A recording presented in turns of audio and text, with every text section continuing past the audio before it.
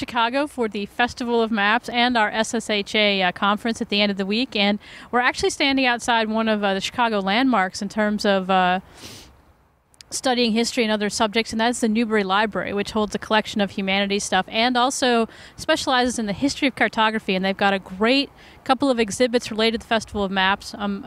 One exhibit related to Ptolemy's geography and Renaissance map makers, and the other one is on mapping manifest destiny, so a lot of maps of the changing boundaries and look of the United States. So those are both pretty cool. We checked them out. Of course, no photography or video allowed inside.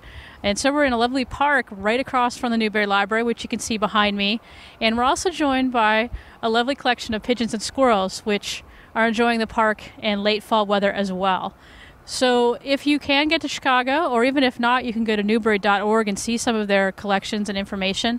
They also have a lot of research areas, and their collections there are useful for scholars. So if you're interested in any of those types of things, you can check out newberry.org. And we're going to try to hit some of the other Festival of Maps events before we have to start prepping for our conference. So look for other episodes and maybe even some podcast wrap-up. So have fun, and we'll see you again from Chicago.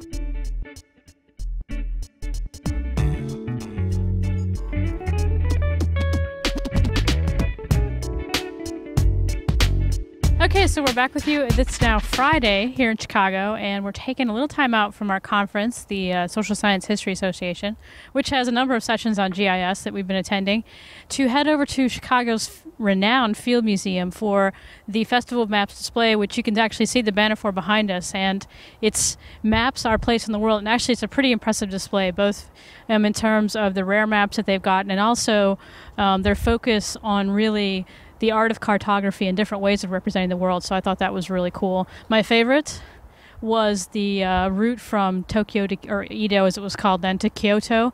So kind of a scrolling sort of landscape depiction. So it's a map in one way, but another it's just physically what you would see if you went on a trip. So like a drawn video of a journey. It's pretty cool. Yeah, and there were a lot of other things, historic maps, fantasy maps, modern maps, even had a little bit there at the end from Nokia, who was apparently one of the sponsors of the exhibit. As was Navtech. Navtech, which I believe is based in Chicago. Is that right? Originally, yeah. But they have a big presence here, and they actually sponsored quite a bit of the exhibit as well. Yeah, so. But all of it very interesting, very, very kind of apropos for the Festival of Maps. So you've seen the Newberry Library, where we talked a little bit about it. You see behind us now the maps sign at the Field Museum. A lot of other places have things going on, not just now, but all the way through until January and beyond even. There's some that go all the way until next summer. So if you're in the Chicago area or, have time to make a trip out here, definitely check out the Festival of Maps, all the things that are going on. That's right. And actually one of the highlights that you'll get to see, too, is one of the oldest maps ever of the city of Nippur in Mesopotamia, so on a clay tablet. So pretty cool. Yeah, also the, 3-foot wide by 4-foot tall book from Italy or Germany. I forget giant which one. atlas. Yeah, so. Very interesting, very big book.